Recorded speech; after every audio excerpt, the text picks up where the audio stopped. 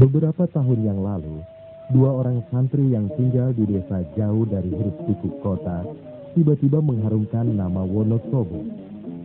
Goresan kaligrafi keindahan ornamennya seakan menorehkan tinta emas dalam sejarah mushaf di Indonesia.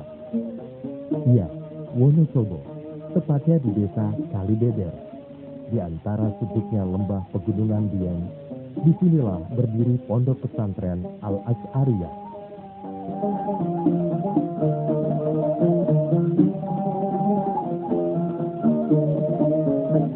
Pondok yang lebih dari 1 abad ini sekarang dipimpin oleh Kiai Haji Muntaha Al-Hafiz, memiliki sekitar 3.000 santri berasal dari berbagai daerah di Indonesia.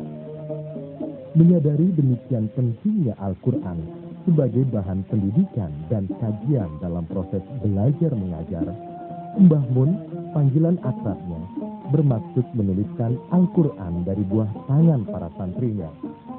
Upaya peningkatan Al-Quran dengan penulisan mushaf ini sebenarnya telah dilakukan kakeknya, Kiai Haji Abdur Rahim. Saya menciptakan Quran ini sesungguhnya melestarikan dari pada tinggalan mbah saya. Karena pada waktu itu mbah saya seperti ke Mekah, Madinah. Waktu itu jadi masih naik kapal layar, menulis Al-Quran sampai pulang jadi. Kemudian setelah sampai di Indonesia ini terus dipelihara. Tapi waktu Belanda menyerbu desa sini, itu Qurannya hilang sama sekali. Akhirnya saya mempunyai ide bagaimana kita akan meneruskan tinggalannya orang tua itu. Untuk mewujudkan mushaf ini, dipilihlah santri-santri yang berakhlak tinggi, juga memiliki jiwa seni dan dedikasi tinggi terhadap Al-Quran Al-Karim. Pilihannya jatuh pada Hayatuddin sebagai khattat atau penulis kaligrafi ayat-ayat suci Al-Quran, dan Abdul Malik sebagai pengiluminasi atau menghias halaman mushaf. Bagi Hayat, menulis kaligrafi memang bukanlah hal baru. Santri kelahiran Grobogan, Jawa Tengah 25 tahun ini, sejak menjadi santri, sudah memperlihatkan kepiawaiannya dalam menulis kaligrafi. Selain untuk kepentingan pribadi, karya-karya tersebut diberikan kepada yang ingin memilikinya. Demikian halnya dengan Abdul Malik, santri kelahiran Sleman, Yogyakarta. Sejak kecil telah memperlihatkan sebagai bakatnya seniman lukis dekoratif. Keakrabannya dengan lingkungan alam tampak menjiwai karya-karya seni rupanya. Mendapat tugas menulis Al-Quran bagi kedua santri ini merupakan tugas suci.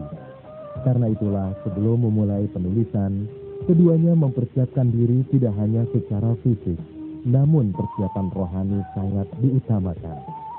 Berpuasa dan berdoa merupakan persiapan mental dan spiritual agar pengamalan nyata menuliskan Al-Quran dapat diselesaikan dengan baik. Semula, mushaf Akbar Wonosobo ini dibuat dengan ukuran 1 kali 1,5 meter.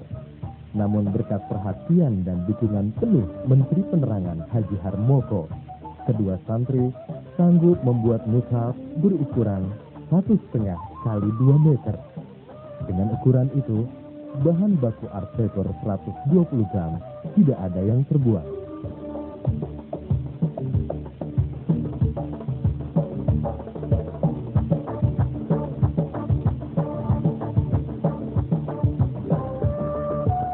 Tepat tanggal 6 Oktober 1991, bertempat di ruangan kecil pondok pesantren, dimulailah pengerjaan mushaf Akbar ini.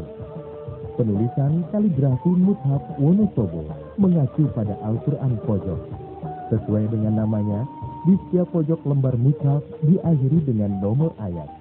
Hal ini dimaksudkan untuk mempermudah menghafal Al-Quran seperti yang biasa dilakukan di lingkungan pondok pesantren. Untuk mempermudah teknik penulisan, dipilihkan bambu wulung sebagai pena. Bambu yang banyak tumbuh di daerah Jepara ini diserut dalam berbagai ukuran untuk mempermudah tebal dan tipis huruf. sedangkan untuk tinta diramu secara khusus. Diperlukan 15 liter tinta untuk menulis 30 juz. Untuk menulis Al-Quran Akbar ini saya berusaha memproses membuat alat sendiri.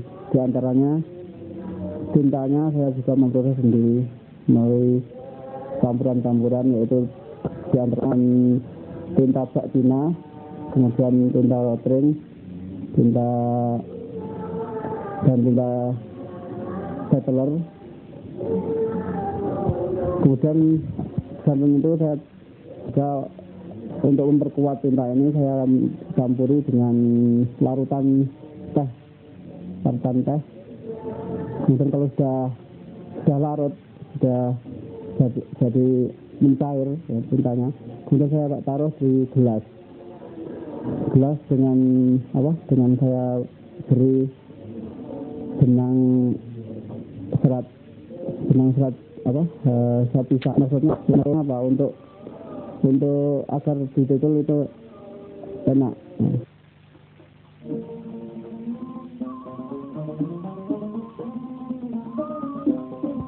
Sebelum diiluminasi, salinan ayat-ayat suci Al-Quran Mushaf Wonosobo ini disaksi terlebih dahulu. Dengan demikian, kesalahan huruf maupun tanda baca dapat didominasi dan dijaga orang di Haji Muntaha Al-Hafiz. Proses iluminasi dilakukan secara hati-hati, baik dalam pemilihan desain maupun warna.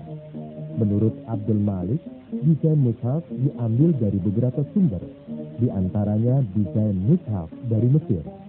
Sedangkan pewarnaannya didominasi warna hijau dan kuning emas.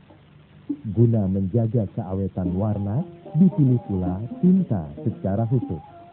Kami yang mendapat amanat untuk memberikan ilustrasi ataupun dekorasi di dalam penghiasan ataupun menghiasi ayat-ayat Al-Quran ini, kami mula-mula mengambil dari contoh-contoh kaligrafi ataupun motif-motif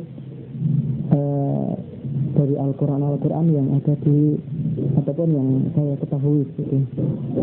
Nah itu saya ambil motif bunganya, kemudian saya ambil motif batangan seperti rumput, kemudian saya padukan dengan tulisan Arab, yaitu dengan khot diwani.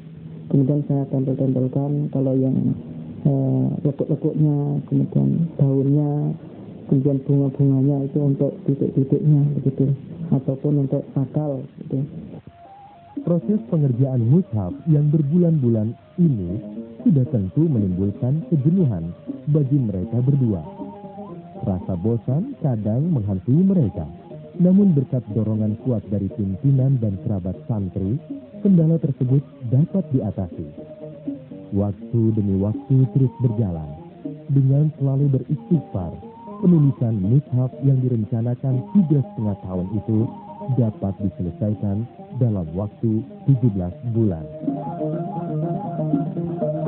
Allahu Akbar. Allahu Akbar. Tepat tanggal 31 Desember 1992, proses penulisan Al-Quran Mushaf Akbar Wonosobo dapat diselesaikan. Sebulan kemudian, tanggal 6 Februari 1993, Haji Harmoko secara resmi menutup penulisan dengan menorehkan huruf Sin di halaman akhir. Saya mengharap mudah-mudahan umat Islam ke Indonesia ini suka membaca Al-Quran dan mempelajari isi-isi daripada Al-Quran. Ini harapan saya sama Al-Quran. Seperti yang dicita-citakan pencetusnya, Kiai Haji Muntaha Al-Hafiz, Al-Quran Mushaf Akbar Wonosobo ini bukanlah merupakan kebanggaan pondok setempat, namun merupakan milik umat Islam Indonesia. Maka pada tanggal 5 Juli 1994, mushaf ini diserahkan kepada Presiden Soeharto di Binagraha, sekaligus menyongsong 50 tahun kemerdekaan Indonesia. Dari sini pula, mushaf akbar ini disimpan di Bait Al-Quran, Rumah Al-Quran. Di sini, karya manuskrip dari penjuru Nusantara tersimpan dan dapat disaksikan siapapun. Ini merupakan suatu simbol kemenangan. Kemenangan umat Islam dalam mengamalkan iman dan takwa, menyongsong era ilmu pengetahuan dan teknologi di abad ke-21. Insya Allah.